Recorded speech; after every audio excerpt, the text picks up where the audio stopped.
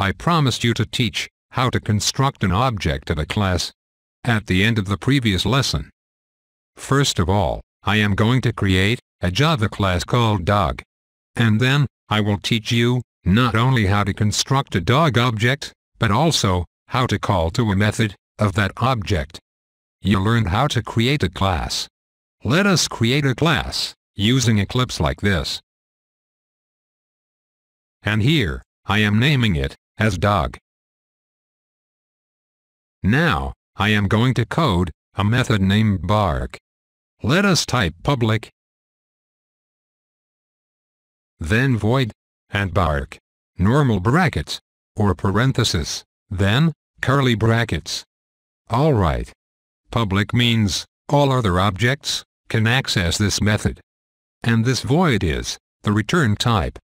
Actually, void means this method does not return anything. Don't worry about them much. We will learn about access modifiers and return types from next 2 chapters. Good. Now inside this method, I am coding a system.out.println statement to say bow wow. What is bow wow? That's how our dog going to bark. Now you can see, in this my project, we have 2 classes. Dog and first app. Using default package is not a good practice. But I used it here, to keep things simple. Now, always in a Java program, we need an object with a main method, to use all other objects. Most of the time, a Java program have only one main method. You can have more than one main methods, if there are overloaded methods.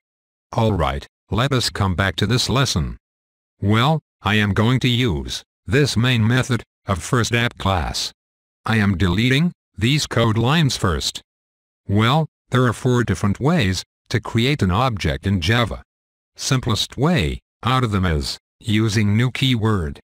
Now, we are going to use the default constructor of this dog class to create an object of it. Look carefully. Type the class name first. Then, the name of the object. You can use whatever name you like. I am just putting D. Then equal sign. Then, new keyword. Again, the class name with parenthesis. And semicolon, to end the statement. Alright, now every time the JVM execute this code line, he creates a new dog object in the memory. Now, we are going to call this bark method of dog object from this first app object. This is how we do it. It is easier than you think. Type the name of the object we created. Then a dot. You can see how helpful this IDE is. It shows all available methods for this object. All these methods below come from pre-built object class. We will talk about them in depth later. For now, let us select bark method. Now, when we run this code, the JVM will create a dog object named D, and then execute its bark method. It's time to compile and run the code, and to see the result. See, we got what we wanted. Very good. Now you know how to construct an object in Java. You can create any number of dog objects in this way.